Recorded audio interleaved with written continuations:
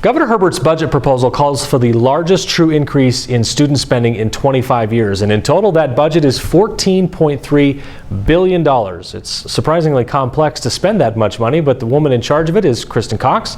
She's the executive director of the Governor's Office of Management and Budget. Chris, thanks for being here with us. Thanks for having me. I want to talk to you first and foremost about earmarks and what role do you and the governor believe those play in the budgeting process, and how is that changing this year? Well, we've seen a significant increase in the amount of dollars that have been earmarked over time. Right now, any new growth in the sales tax, which is the primary way we can fund education, higher education, and general operations of government, 43% of all of that is earmarked.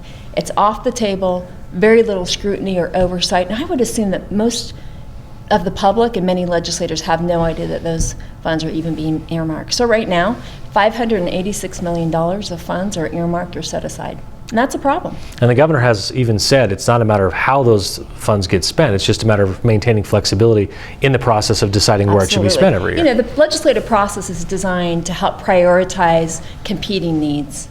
And when those funds are earmarked, those decisions are made. Now, is there a place and time for some earmarks so that you can have sustainable funding for some projects?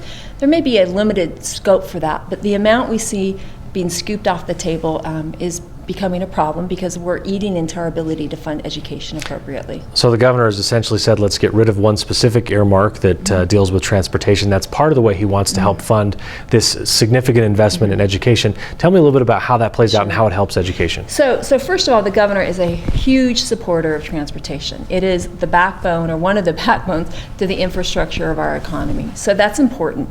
His proposal takes some of the earmark away. Right now, $517 million is earmarked for transportation. His proposal takes $94 million of that away to be used for education. It sets it to more appropriate levels that really reflect the amount of sales tax that are related to automotive expenditures or sales. So we think it keeps in line the intent of how much money should be earmarked for transportation, while also ensuring that we have $94 million that can go to helping fund what we need right now in education. Frees up some money in education. The governor has also said, as he said in the State of the State, now is the time to have a discussion about our long-term transportation funding needs. I want to also ask you about projected revenue. When we talk about the budgeting process, it's important that everyone starts on the same page, and we have something called consensus numbers.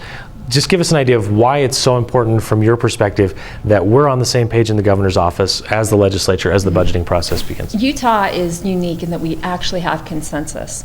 In other states, you've got the governor's office and the legislature coming out with different numbers, which makes it very difficult to budget. We've got a fantastic process in place where we have economists from our office, the tax commission, the legislature's office to come and look at dozens of economic indicators to determine what kind of revenue we can count on in the future, what kind of money is one time, and it's really becomes the foundation of how we build our budgets. We're just barely into the start of the session here. Obviously, we're going to end up at some point with the balanced budget by the time it all wraps up. Overall, if you had to grade how we're doing as a state with how we're managing our funds. Let me go back to this consensus revenue. The challenge we have right now is right after the consensus numbers came out about a month later, the legislature made a decision that some of those funds, they're not going to treat those as one time, diverting a little bit from the consensus process. I'm hopeful that that will be smoothed out as we move forward and get into next year. But they use a new tool called, it's called trend analysis. It's this wonky little thing, but it's problematic. We have concerns about it. We don't agree with the assumptions they used. We think it should be much more vetted. It makes decisions through a very formulaic, mechanistic way to do budgeting, and we don't think that's the right way to do it. So bottom line, it's one tool you should use in context of many other tools to get the best product. This very singular tool has significant impacts, and to use that outside of consensus and take $116 million off is something we think needs much more discussion as we move forward. What's the impact on state agencies, even if it's sort of just a safety mechanism to start at the beginning of the session and say, let's hold some of this money aside?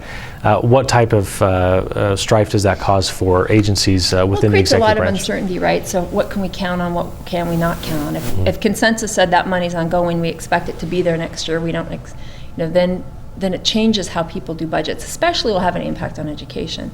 116 million of funds off the table out of 325 is significant. So how we fund higher education, how we fund our agencies, prioritizing is difficult enough. Prioritizing when you have a different set of numbers makes it even more difficult. Chris Cox, he's the one in charge of the budget, making sure the numbers all add up. Thanks very much for taking some time to explain to us. Thank you. You can find more information on the GOMB website. That's gomb.utah.gov.